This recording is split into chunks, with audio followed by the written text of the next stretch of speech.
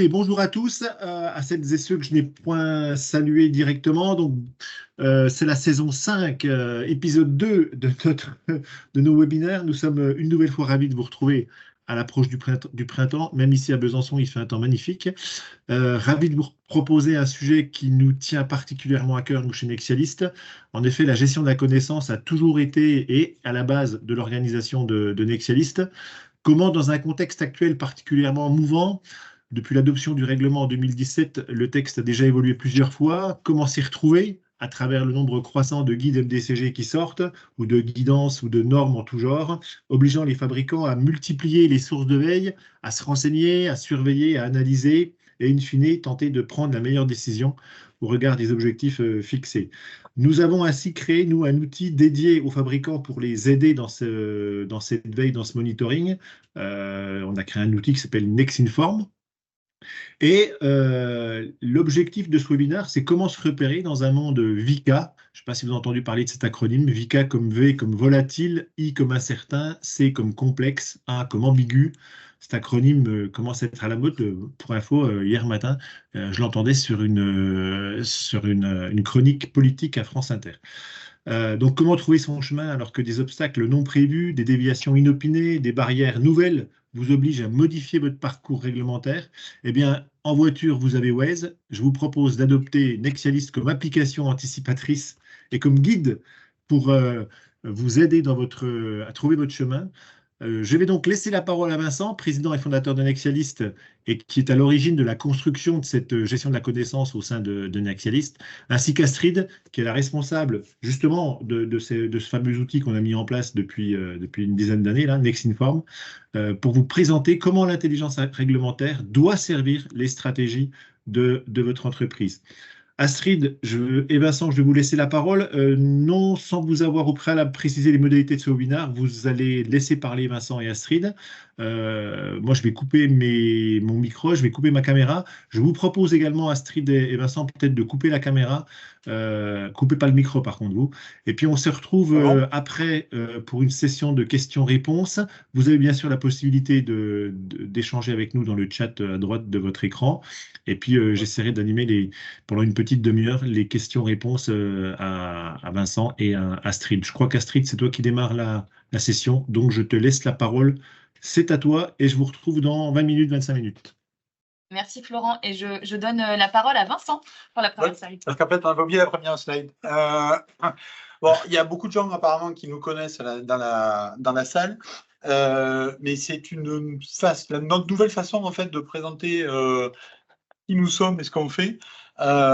Aujourd'hui, la réglementation, elle est très souvent vue comme un élément de contrainte, et on entend très souvent, mais ce qui est écrit un peu là dans la case du milieu, il y a des gens qui le pensent, d'autres qui le disent, que ça soit que c'est compliqué, tous ces textes, c'est un joyeux bordel ou pas si joyeux que ça, j'apprends de l'avenir, tout est incertain, j'en peux plus, j'ai le temps de rien, parce que tout bouge en même temps, tout le temps, et en plus de ça, ça va me coûter une blinde de certifier mon produit.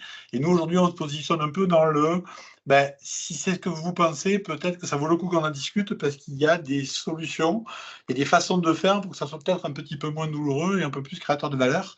Et une partie de l'approche, elle va vous être présentée aujourd'hui, effectivement, sur le mix stratégie et usage de la veille pour faire de la stratégie. Astrid? Oui. Ah bah oui, tu nous as déjà présenté, Florent, donc... Voilà. Merci Vincent. Du coup, on va voir ensemble, cette présentation va se découper en 3 parties. Dans un premier temps, on va voir ensemble quel est notre défi. Ensuite, on va proposer une solution, et au sein de cette solution, on va parler d'un outil. De manière plus précise, dans un premier temps, on va voir ensemble le défi auquel notre industrie fait face, à savoir s'adapter à la complexité réglementaire. Alors, de manière générale, le progrès technique, il fait augmenter la complexité des produits. Un exemple qui nous parle à tous, c'est celui d'évolution des systèmes de communication. Par exemple, sur le schéma présenté, on voit qu'au fil des siècles et de l'évolution des technologies en matière de communication, les objets se sont complexifiés, forçant ainsi la réglementation à suivre leur progrès. Concernant notre secteur d'activité, par exemple, on sait bien que l'une des raisons majeures du passage des directives au règlement réside également dans la nécessité de s'adapter aux progrès techniques et scientifiques, dans la mesure où les DM sont de plus en plus innovants et que l'émergence de ces nouvelles technologies nécessite forcément une adaptation de la réglementation en ce sens. La densité réglementaire dont il est question, donc, elle est source de complexité dans la mesure où les interactions au sein de l'écosystème DM sont multiples. En effet, si on considère l'univers du DM sur cette image, le règlement DM ainsi que ses satellites ne sont pas la seule galaxie qui compose l'univers. La nécessité d'une approche plus globale de la réglementation s'impose. La surveillance et la compréhension des galaxies environnantes devient donc nécessaire et les galaxies voisines peuvent être par exemple liées au statut, à la technologie ou bien aux composantes du dispositif en question. On va imaginer tout ça. Si on prend l'exemple, par exemple, de bouteilles de gaz médicaux, en plus de répondre aux exigences du RDM, elles doivent également répondre aux exigences de la directive relative aux équipements sous pression et de la directive relative aux équipements sous pression transportables. Un autre exemple, si on prend un équipement de radiologie, en plus de répondre aux exigences du RDM, il doit répondre au règlement machine, aux directives sur la compatibilité électromagnétique, la radiofréquence, RED, les substances dangereuses dans l'électronique, ROHS, la protection contre les rayonnements ionisants, les déchets d'équipements électriques et électroniques, la fameuse D3E, ou encore les restrictions relatives aux substances chimiques, le règlement REACH. De manière globale, on voit donc que les caractéristiques d'un environnement de ce type peuvent être théorisées, ont été théorisées, et donc on peut se permettre de parler d'un environnement VUCA. Le VUCA ou VUCA en anglais, pour volatilité, incertitude, complexité et ambiguïté. On a l'habitude de dire que, alors il paraîtrait que c'est pas vrai, mais bon, c'est pas très grave, mais il semblerait que l'un des usages les plus, un des premiers usages connus, c'est l'armée américaine qui a commencé à s'en servir pour décrire les environnements dans lesquels des troupes armées doivent avancer, doivent progresser. Et donc l'idée qui se cache derrière, c'est qu'un environnement VUCA, c'est un environnement dans lequel il y a une partie volatile, c'est-à-dire qu'on a des changements qui sont fréquents et qui nécessitent une analyse et une évaluation continue. On peut dire que, on en reparler après, mais la réglementation sur les dispositifs médicaux, quand on voit l'univers tel qu'on vous l'a présenté tout à l'heure, l'univers du DM et tout ce qui se passe autour, et on vous le représentera aussi tout en suivant là. Il n'y a pas de doute, la notion de volatilité des exigences réglementaires concernant les dispositifs médicaux et les DIV, elle est quand même assez forte. Incertitude, un univers incertain où VUCA, il est aussi défini par le fait que les facteurs qui influencent une situation à un instant T ne peuvent pas réellement être prévus sans ambiguïté et qu'il est difficile de les classer par ordre de priorité. Et élément important, que les expériences passées perdent de leur pertinence et sont rarement applicables comme base pour prédire les choses à venir de manière certaine. Complexe, c'est les environnements dans lesquels les facteurs déterminants qui permettent de prendre des décisions sont en augmentation constante, dont une partie est encore inconnue à un instant donné. Et dans la notion de complexité qui n'est pas décrite ici, mais qui est critique, c'est l'interaction entre les divers éléments. Et c'est pour ça qu'on a choisi la représentation de cette notion d'univers autour du dispositif médical avec diverses galaxies, parce que c'est exactement ça. On rajoute régulièrement de nouvelles galaxies dans le système, que ce soit l'IAC, la cybersécurité, le RGPD, enfin, passons. Il y en a presque tous les jours, ou au moins tous les ans, à coup sûr. Et c'est l'interaction entre ces systèmes qui rend les choses complexes et non pas compliquées.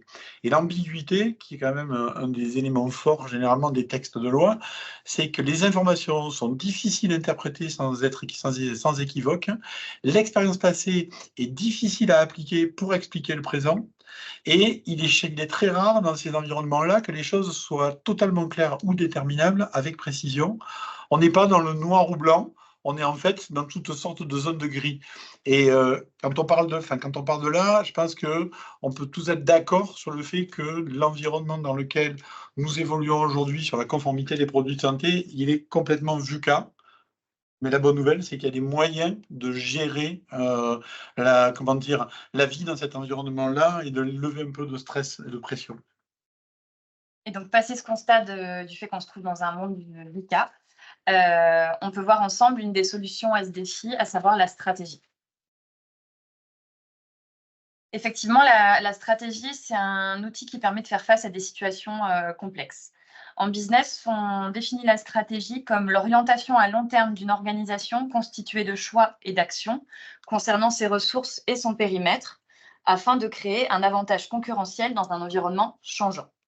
C'est la raison pour laquelle le terme de stratégie, il a délibérément été utilisé au sein du règlement et il est ainsi proposé comme une solution inscrite directement dans la réglementation. Les règlements DM et DM-Div demandent aux fabricants d'avoir une stratégie de respect de la réglementation. Mais du coup, qu'est-ce qu'on entend vraiment par le terme stratégie? À moi? C'est lui. Ouais, pardon. On peut considérer par exemple que la stratégie n'est pas un plan.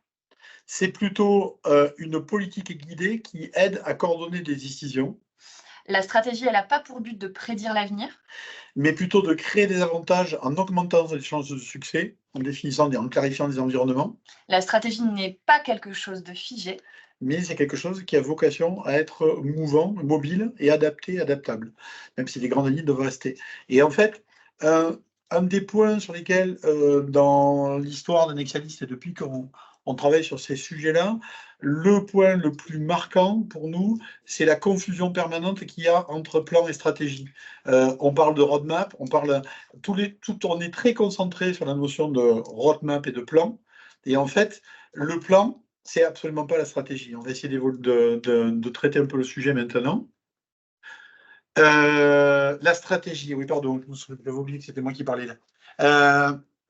La stratégie, c'est quoi? C'est en fait d'abord admettre que nous ne pouvons pas tout prévoir et il faut se préparer à s'adapter en temps réel ou du moins le plus rapidement possible.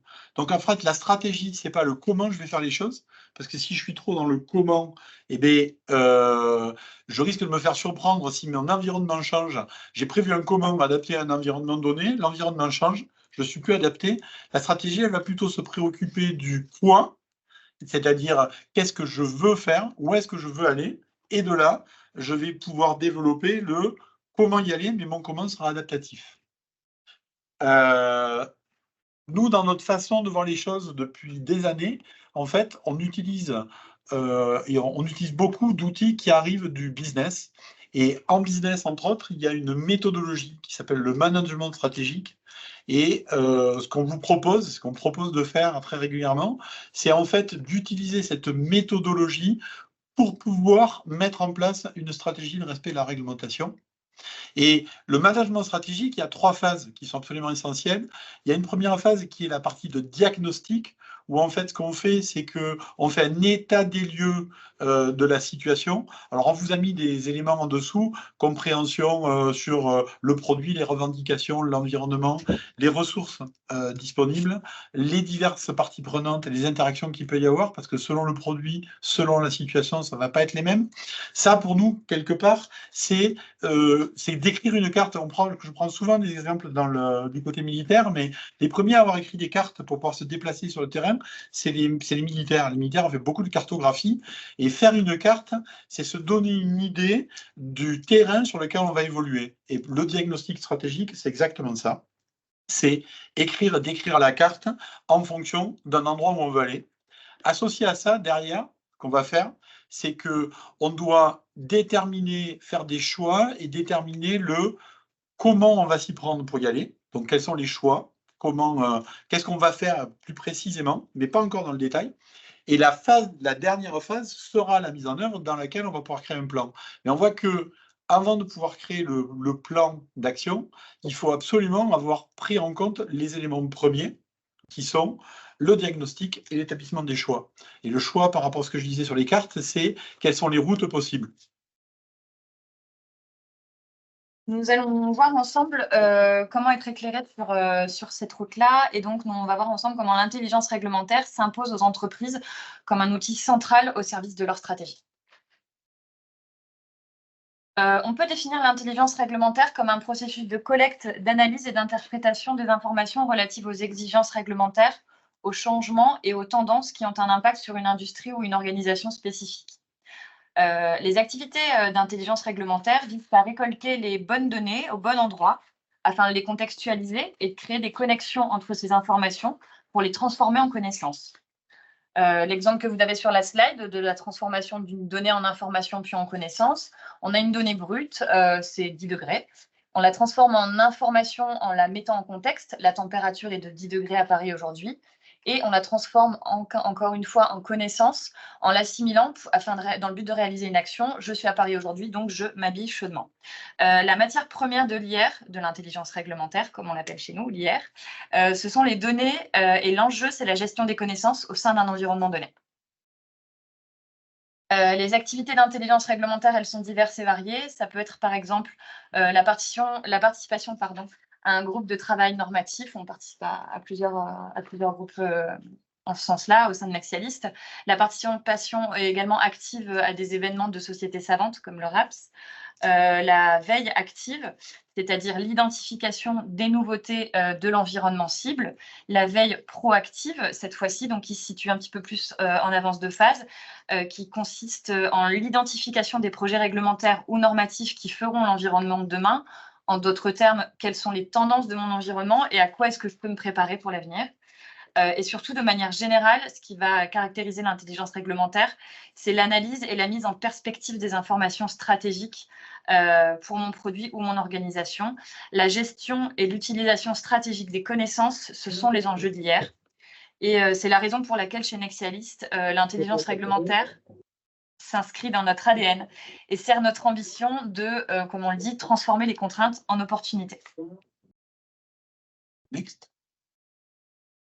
Et donc, en fait, on a parlé du VUCA ou VUCA tout à l'heure, qui a un côté plutôt stressant, quelque part, anxiogène d'une certaine manière, et qui a un constat sur un état du monde.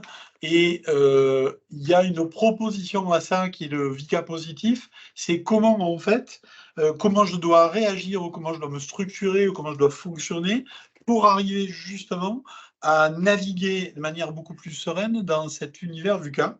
Ou VICA. Et donc, dans ce cadre-là, l'idée, c'est de remplacer la volatilité par la notion de vision, qui peut s'illustrer par le fait d'avoir, au plus j'ai un accès précoce au texte, au plus j'élargis en fait mon champ de vision, je me donne de la profondeur, au plus ça va être facile pour moi et rassurant, puisque quand il va arriver des choses, je me serai organisé pour améliorer ma vision de la situation. On en reparlera tout à l'heure, je pense, à un moment ou un autre, mais dans l'idée, c'est un peu comme on cherche à avoir une vision de 0 à l'infini sur une situation, et ça, c'est un rêve, mais en fait, c'est très difficilement réalisable, voire impossible. Et par opposition à ce fantasme de vision nette de 0 à l'infini, on est très souvent confronté à une zone de flou qui est très, très rapidement là. En fait, notre univers, il ressemble à des peintures de Turner, très souvent. Et le défi, c'est d'arriver à se donner de la profondeur de champ. Et c'est là que l'intelligence réglementaire et la veille, telle qu'on le propose, a son rôle à jouer. Et justement, l'incertitude, on peut la gérer grâce à cette intelligence réglementaire qui doit être prise au sens de renseignement.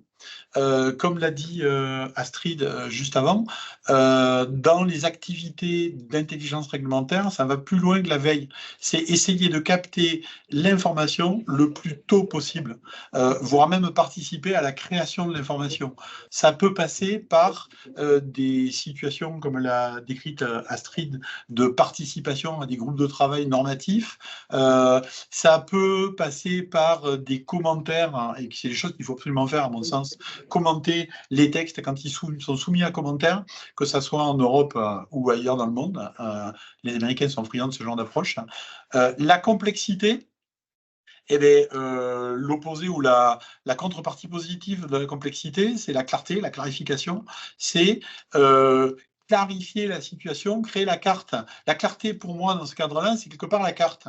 Une fois que j'ai créé ma carte, j'ai ma carte avec les interactions entre les événements, j'ai une meilleure connaissance de la situation et de l'environnement, ça va me faciliter la circulation et le déplacement dans cette carte dans le temps. Et ça permet aussi de simplifier les choses et d'alléger un peu la charge mentale en se concentrant sur les choses qui ont un impact à un instant T et en laissant de côté celles qui ne sont pas critiques à ce moment-là pour s'en préoccuper un petit peu plus tard. Et ça facilite les choix. Et face à l'ambiguïté, nous, ce qu'on propose, enfin, on n'est pas les seuls parce que le VUCA positif, il ne vient pas de nous, mais l'agilité nous paraît être la bonne solution face à l'ambiguïté. Et l'agilité, c'est quoi? Ben, si je connais le terrain, et si j'en ai une vision cohérente, argumentée et maîtrisée, ça va me permettre de m'adapter en temps réel à la situation. Et comme j'ai une vision qui est un peu plus approfondie, ou j'ai une meilleure profondeur de champ, ça va me permettre en fait d'être beaucoup plus réactif. Et tout ça, ça veut dire quoi? Ça veut dire que typiquement, autant la stratégie, il faut qu'elle soit posée avec quand même une vision à long terme. Et on voit bien là que le plan d'action et les actions, on est susceptible d'avoir à les adapter en temps réel. Et on va vous montrer, on va vous proposer maintenant une mise en pratique pour vous montrer à quel point ça peut avoir une importance et l'impact que ça peut avoir dans le développement d'un produit. Oui, donc on a essayé de prendre un exemple concret. En partant du constat qu'au fil de la conception d'un produit complexe, l'environnement réglementaire et normatif évoluait forcément et que les exigences se multipliaient. Grâce à l'intelligence réglementaire, les modifications futures sont analysées en avance de phase afin de faciliter l'adaptation et la stratégie de mise en conformité en cours de route. Ici, on a pris l'exemple du développement d'un produit de type logiciel connecté au cloud, intégrant du machine learning et manipulant des données de santé. Donc, un produit assez complexe. On a posé sur cette slide un échantillonnage des réglementations et des normes applicables à ce type de produit. Si on considère une période de développement située entre fin 2017 et fin 2022, on observe par exemple que 3 réglementations majeures sont devenues applicables en cours de développement, c'est-à-dire le RDM, le règlement sur la protection des données personnelles, ainsi que le règlement sur les certifications de cybersécurité. 3 nouveaux projets réglementaires majeurs ont également vu le jour. La certification de cybersécurité est à la fois sortie en projet et devenue applicable dans ce laps de temps. Le CyberAct est en projet, ainsi que l'IA Act. Et on observe également que 3 nouveaux projets normatifs ont émergé, à savoir 2 projets sur l'intelligence artificielle, l'un concernant le management du risque, le second concernant le système de management de la qualité. Et enfin, un dernier projet qui est sorti courant 2022, le projet de normes sur l'évaluation clinique des dispositifs médicaux. Donc, sur un laps de temps de 5 ans, mine de rien, on a 9 évolutions réglementaires ou normatives notables. Et en fait, de manière pratique, ça veut dire quoi? Ça veut dire que vous lancez une conception sur un produit en définissant le besoin et les specs fin 2017. Si votre produit, vous en avez pour 4 à 5 ans de développement en 2022, les spécifications qui étaient définies en 2017, il y a de grandes chances qu'en fait, elles soient totalement insuffisantes pour démontrer la conformité du produit en 2022. Et pire que ça, même en le sortant en 2022, avec certains des éléments pris en compte, comme il y a encore des choses qui sont en train d'arriver, si ça n'a pas été pris en compte suffisamment tôt dans le développement du produit, ça peut amener soit à des retards, soit carrément à devoir redévelopper le produit parce que ces nouvelles exigences, elles ne sont pas intégrables par rapport à la façon dont le produit a été défini au départ. Et par contre, avec une veille dynamique, on est capable de les intégrer au fur et à mesure. Alors, ça ne veut pas dire que ça va faire plaisir de se retrouver avec de nouveaux éléments à intégrer, mais au moins, on évite de les subir et ça permet en fait d'avoir un pilotage intelligent et une optimisation du temps de développement avant mise sur le marché. Et c'est ça qui nous paraît absolument critique à cette vision-là. En fait, ça c'est une façon de bien l'expliquer comme ça, moi. vous voulez partir, parce que c'est quelque chose aujourd'hui qu'on fait tous, qui est tout à fait naturel quand on utilise un GPS. Vous voulez partir de Paris pour aller à Marseille. Ouais, on a pris cet exemple-là. Moi, de part, je partais de Marseille pour aller à Paris, mais vous partez de Paris, vous voulez aller à Marseille. Historiquement, la façon de faire, c'était j'ai une carte et je regarde sur la carte, j'imagine les routes possibles et je choisis éventuellement une route parmi ces routes-là. Ça, on a toujours fait comme ça.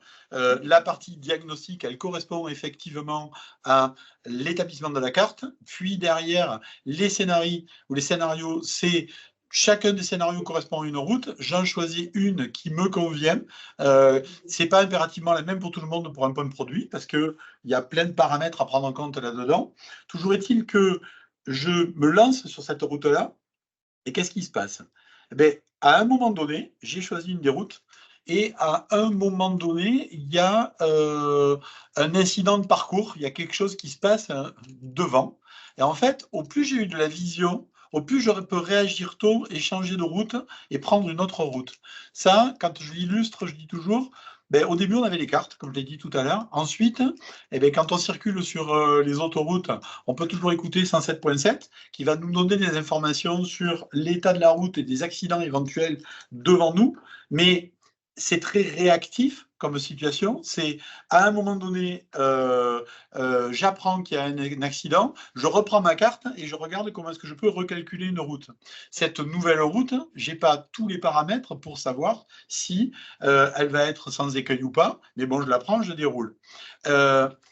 L'évolution des choses a fait qu'aujourd'hui, on a des GPS qui nous permettent de recalculer la route en temps réel et les options en fonction, en fait, de l'environnement et de ce qui se passe.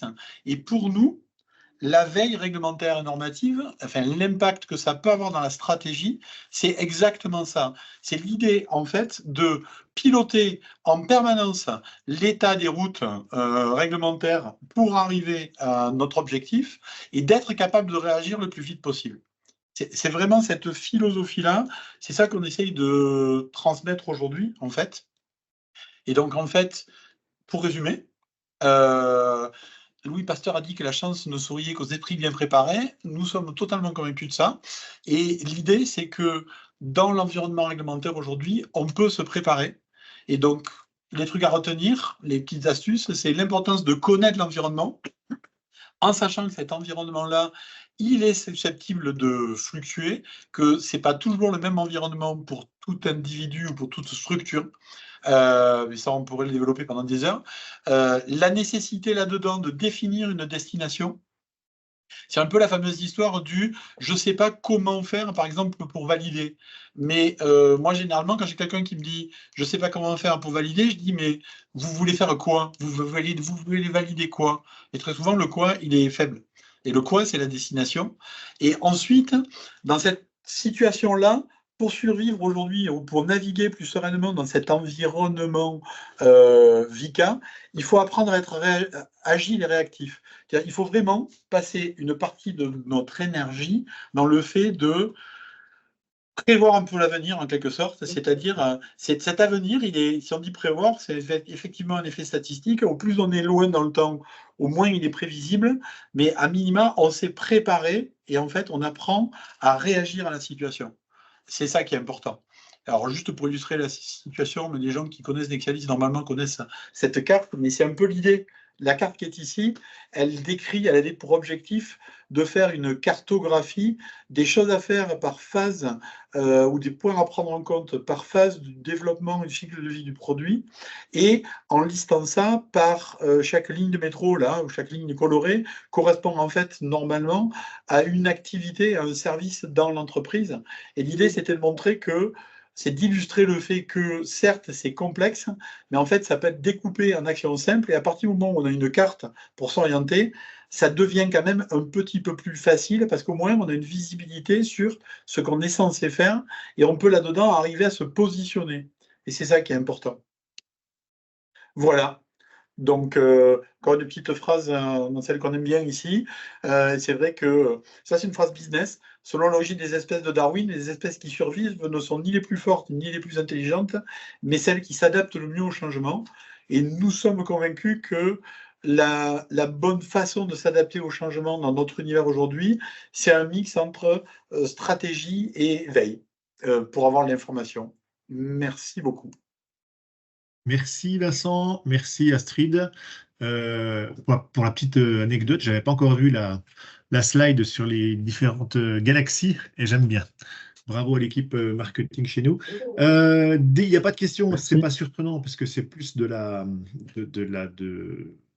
pas de la philosophie, mais c'est plus une approche une précision sur une thématique donnée. Si vous souhaitez revoir tous les webinaires que l'on a fait depuis un bout de temps, là, on a une chaîne YouTube, donc n'hésitez pas, si vous avez loupé un webinaire l'année dernière ou en début d'année, allez consulter nos replays. Je voulais également vous remercier encore d'avoir assisté à ce webinaire. Merci Astrid, merci Vincent pour cette présentation. Nous, on va se retrouver le mois prochain. Normalement, ce n'est pas encore complètement défini, ça va dépendre de ma chère Corinne, mais on devrait vous proposer un nouveau webinaire autour des dispositions transitoires et comment tirer parti en fait de ces dispositions transitoires. Et Corinne ferait une présentation avec un de nos clients que l'on a accompagné et qui pourrait être qui pourrait apporter un retour d'expérience très intéressant. Je pense qui intéressera en fait toutes les personnes dans la salle. Voilà, n'hésitez pas à nous suivre sur LinkedIn pour connaître la date et l'horaire de ce prochain webinar. Moi, je voulais également, par rapport à ce qu'on a dit aujourd'hui, donc on a parlé de l'outil Nexinform, donc là je prends une autre casquette, mais on a parlé de l'outil Nexinform qui nous permet de monitorer, de surveiller, de vous proposer un outil dédié à cette veille réglementaire et normative. On a créé aussi un autre outil qui s'appelle Pixies, là c'est pour une évaluation de votre documentation avant soumission auprès de votre organisme notifié. Et puis tout récemment, là, je ne sais pas si vous avez vu sur les réseaux sociaux, on a lancé notre dernier outil qui s'appelle PHAOS, P-H-A-O-S, qui est en fait notre outil de stratégie réglementaire. Donc, pour l'info, quand même, on a mis en œuvre, on a effectué plus de 120 stratégies depuis 2018. Moi, ça fait depuis 2018 que j'ai rejoint Nexialist et en 5 ans, l'équipe a, alors moi j'y suis pour rien, hein, mais l'équipe a déjà travaillé sur plus de 120 stratégies réglementaires, donc on a vraiment une bonne expérience sur ces points-là. Je pense que la présentation que vous avez fait Astrid et Vincent est une concrétisation de toutes ces stratégies-là. Donc n'hésitez pas à nous consulter si vous avez un besoin sur le meilleur chemin pour obtenir votre time to, enfin pour obtenir votre marque HCE ou votre mise sur le marché américain. Contactez-nous et on sera ravis de pouvoir vous aider. Voilà, j'en ai fini. Merci à tous. Corinne, on se voit la prochaine fois. Astrid, merci à toi. Vincent, merci. Bonne journée à tous et puis à bientôt.